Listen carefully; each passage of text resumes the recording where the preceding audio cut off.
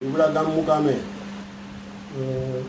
જે અમિત ખૂંટ નામની વ્યક્તિએ ગળે ફાંસો ખાઈને આપઘાત કરેલ એની વાડી ઉપર તે બાબતે હું મીડિયાના માધ્યમથી જણાવવા માગું છું કે એ બાબતે હું કે મારો પરિવાર એમાં ક્યાંય ઇન્વોલ્વ નથી કે મારા ત્રાસથી કે મારા પરિવારના ત્રાસથી કે મારા બાળકોના ત્રાસથી એને મજબૂરીથી આપઘાત કરવો પડ્યો એવી કોઈ વાત છે નહીં.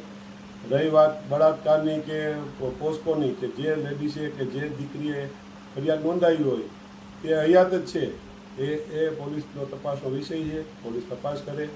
મેં કે મારા પરિવારે કે મારા બાળકોએ કે મારા કોઈ મિત્ર સર્કલે જો એમાં કંઈ ઇન્વોલ્વ હોય અને અમારું કંઈ નામ આવે તો તમ તારે હું ગમે ત્યારે હાજર થવા માટે તૈયાર છું. પરંતુ આ આખું કાવતરું જયરાજનું છે, ગોંડલના માજી ધારાસભ્યનું, અને એ અમને મારા પરિવારને ગમે એ રીતે એન કેન પ્રકારે હેરાન કરવા માટેનું આ એક કાવતરું છે. કારણ કે જે સુસાઇડ નોટ મળી આવેલ છે મરનારની, એ સુસાઇડ નોટમાં ઘણા બધા ચેડા કરેલા છે, ઘણા બધા પાનામાં ફેરફાર છે. પહેલાં સવારે વર્કશોપના માધ્યમથી જાણવા મળ્યું કે ભાઈ એક એને લખેલું હતું કે ભાઈ મારા પરિવારનું મારી પત્નીનું ધ્યાન રાખજો, અને મારા એના મોબાઈલ નંબર લખેલા હતા.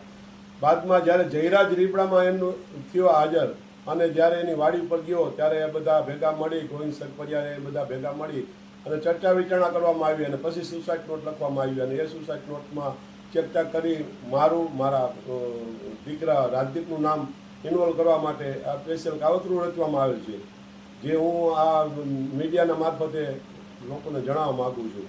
અને પોલીસનો ખરેખર એમાં તપાસ કરીને ઊંડી ઉતરે તો સત્ય હશે એ બહાર આવી જશે. જો મેં કે મારા પરિવારે ખરેખર આ દીકરીનો કોન્ટેક્ટ કરેલો હશે કે એના મોબાઈલમાં અમારો નંબર નીકળે અથવા એનો અમારા મોબાઈલમાં નંબર નીકળે તો પણ એ પણ પોલીસ તપાસ કરી શકે છે. જય માતાજી.